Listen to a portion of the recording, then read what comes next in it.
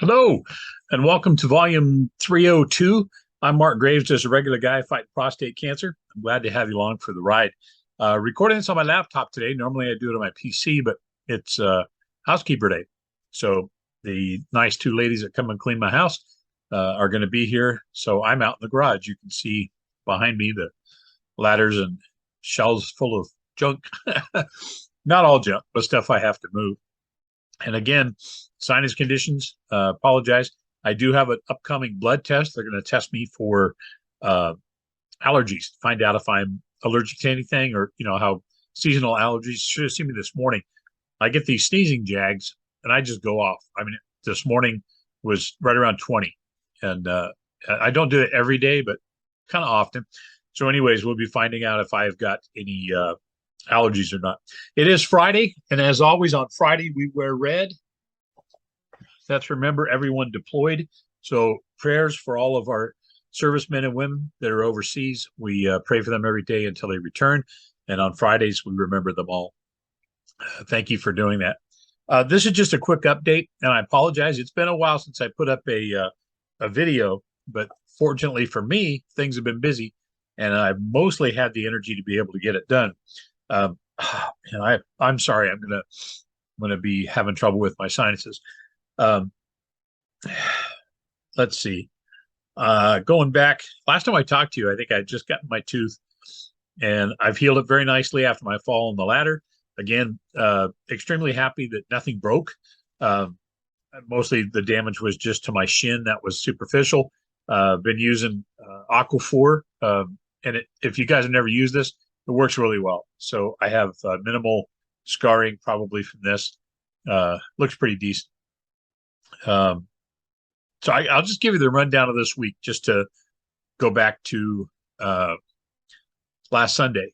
A buddy of mine, Alfred, who is, gosh, I've known Alfred for probably, I don't know, maybe 10 years, a little less than that. I met him down at the beach. I was down checking out the surf one morning, and he walked up, just said, "Hey, how you doing?" Good. We introduced ourselves, and he says, "You ready to paddle out?" And we went out together, and then through him, I met a bunch of my surfing buddies, just amazing people.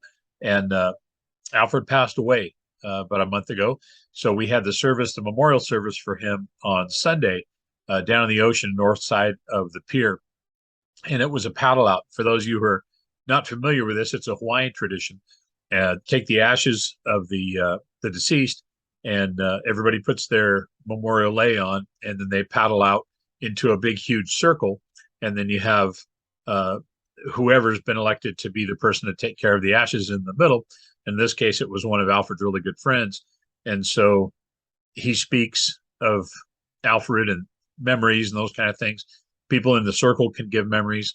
And then when they get to the point where they're ready to spread the ashes, they spread the ashes out, and then everybody splashes the water, and they're moving the spirit along from the ocean and returning to where we came from the ocean. And then everyone take their lei off, throw it into the middle. Well, I didn't have the energy to be able to paddle out, so I watched from the shore with, obviously other people that don't surf, members of his family and friends, and it was very touching. Great turnout, lots of people. Got to see friends I haven't seen in a while since I haven't been down surfing. So that was Sunday, and then Sunday night I was on Facebook and found out that a friend of mine, Denny Mack, who I've known for over 20 years, went into hospice, and he has had prostate cancer. He was diagnosed in 2014, so 5 years ahead of me. And I knew Denny from, he was the sound director at the Crazy Horse Saloon. And this goes way back to when it was on off the 55 freeway in Santa Ana. And then when it went to Irvine, and I met him back in those days, I was working on the radio for Kick FM, and I used to go down and introduce concerts and, have dinner and hang out, have drinks and stuff. And Denny was always just the coolest guy. He would invite me up into the sound booth. You're up in the crow's nest looking down. It was pretty cool. And then when they moved the Crazy Horse to Irvine, then it was much more open. So he was much more accessible. So I could go over there, introduce the acts, chat. And I love to dance. So I used to go over there and dance anyways. And I would spend time talking to him. He was a great guy, great guy. And he called on the phone. I mean, we hadn't spoken in, gosh, 15 years. And I mean, I kind of kept track of him on Facebook. And then he, out of the blue, called me right after I got out of the hospital. And he has been dealing with prostate cancer that metastasized throughout his body. And he's been dealing with pain, unbelievable pain for years now, and no hope of a cure, no hope of any relief. And yet he would get on the phone with me and make me feel better. I mean, he was an amazing human being. And so we would laugh together on the phone, cry, pray, talk for lengthy conversations on the phone. So he went into hospice on Sunday with his family and passed away Monday morning. And I'm going to miss him. He was one in a million. So again, don't fear the finger. Like I always tell you, go get the test, find out every year, get checked, however you're going to do it. PSA tests, and for those of you who aren't familiar with it, the digital rectal exam, the DRE, get checked, just find out what's going on. So Denny's received his reward. He was an amazing man. I'm going to miss him. And F cancer for taking another one of my buddies. It just sucks. Okay, so that brings us up to Monday. After I found out about Denny, I went to City of Hope. I'm looking at my list to see what I had done first. My Lupron shot that I get every 3 months. I did that on Monday. So they took the blood test and gave me the Lupron shot. Sorry. Coffee. And yeah, so that went well, went fine. Then I went back on Wednesday, and that was my Keytruda infusion. So again, blood test. I also went Tuesday morning to Quest for a full blood test panel, and then Wednesday morning went for my Keytruda injection. So I got that done. Then on Thursday, I had to get my catheter tube changed. So I talked to my PA for my urologist, and she looked at the test results, and I see my oncologist on Monday. She said, "Hey, be sure to talk to him about your liver numbers." So I guess once again, my liver numbers are elevated, which is a side effect of Keytruda. We knew that would happen, so we just kind of have to keep an eye on it. She said, "I'm not in danger range yet, but I'm close." So we'll keep track of that, and I'll talk to my oncologist on Monday and, see what, if anything, we're going to do about it. My PSA for the previous 7 tests has come back with less than 0.004, which is non-detectable. The PSA that I had done this week came back at less than 0.10. Still considered in the non-detectable range, but it went up. And for those of us who are, living and dying by the PSA results, we call that scanxiety. So I'll talk to my oncologist about it on Monday.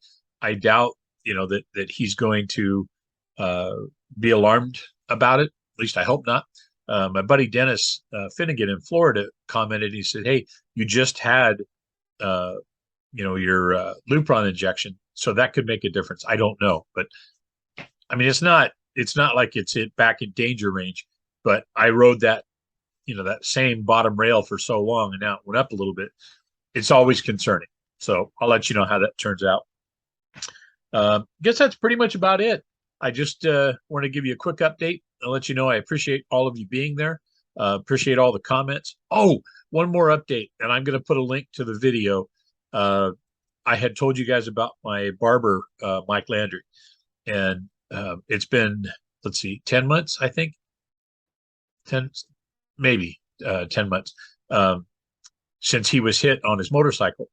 There is a video of a dash cam of him getting run over, and I'll tell you ahead of time, is graphic. It's interesting the way KTLA did it. They show the video, and then the 2 people inside of the studio talk, and then they go to the outside reporter, and then he cautions, and he says, "I have to warn you, portions of this video are hard look." Well, you already showed it with you didn't say anything, so I thought that was kind of weird. But yeah, watch the video. There's a link to his GoFundMe page, and then I shouldn't have, but I read the comments, and oh my God, stupidity runs rampant. Um, just people accusing Mike of being an idiot for riding a motorcycle and kind of deserved what he got. So take those people with a grain of salt if you're going to read the comments. But at any rate, the information is on there, and pray for him every night. So I'm hoping that they'll be able to find the guy that did this and get some closure on this and some financial relief as well. Medical bills are over $500,000 already. Just crazy stuff, crazy stuff. So again, thank you all so much for all the prayers, all the positive energy you put out for me, all the good thoughts, the aloha, the shaka, the good juju, all of it. Man, just I'm sucking it up, and I can really use it right now. So thank you all for being there. I love each and every one of you, and I will talk to you on the next video.